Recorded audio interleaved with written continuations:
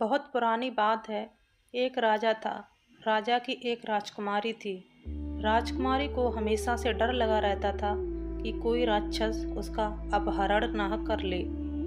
राजा ने राजकुमारी की सुरक्षा में कड़ा पहरा लगा दिया। एक दिन एक राक्षस किसी तरह छुपते छुपाते राजकुमारी के कक्ष में आ गया। उसी समय राजकुमारी अपनी सहेली से कह रही थी, यह दुष्ट साकार बहुत परेशान करने लगा है, इसका कुछ न कुछ तो करना पड़ेगा। राक्षस उन दोनों की बात सुन रहा था। राक्षस को लगा यह साकार अवश्य ही कोई भयानक राक्षस है, मुझे इसके बारे में जानना होगा। इतना सोचकर राक्षस घोड़ों की अश्वशाला में चला गया और घोड़ों का रूप बनाकर वहीं रुक गया। उसी रात एक चोर घोड़े चुराने की नीयत से अश्वशाला में घुस गया।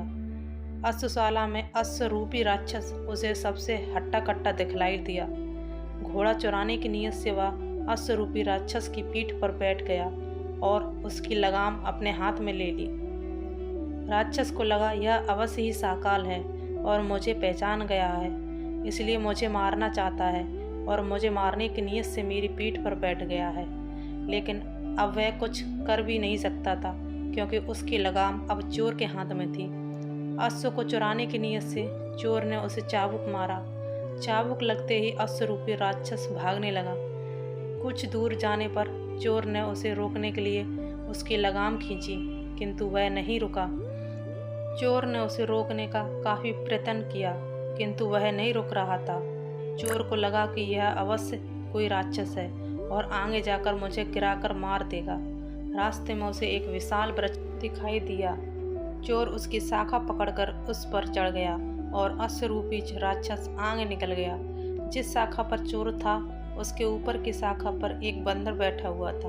वह अश्वरूपी राक्षस का मित्र था। अपने मित्र राक्षस को इस तरह भागता देखकर बंदर ने जोर से उसे आवाज़ लगाई, मित्र, यह कोई राक्षस नहीं है बल्कि एक साधारण सा मानव है। तुम चाहो तो पल भर में इसे मारकर खा सकते हो। बंदर की इस तरह की बातों से चोर को बहुत गुस्सा आ रहा था। बंदर की पूंछ उसके सामने लटक रही थी, जिसे चोर ने पकड़कर अपने मुंह में दबा लिया और उसे चबाने लगा। बंदर को बहुत दर्द हो रहा था, किंतु राक्षस को दिखाने के लिए वह चुपचाप दर्द सहता रहा, किंतु उसके चेहरे के भाव सब बतला रहे थे। बंदर की यह इस अजीब स्थिति को देखकर राक्षस बोला, मित्र, तुम कुछ कहो या ना कहो, किंतु तुम्हारे चेहरे के हाव भाव बतला रहे हैं कि तुम्हें भी इस साकाल राक्षस ने बहुत डर लग रहा है। इतना कहकर अश्वरूपी राक्षस अपनी जान बचाने के लिए भाग गया। वीडियो अच्छी लगी हो तो लाइक करें, शेयर करें, सब्सक्राइब करें।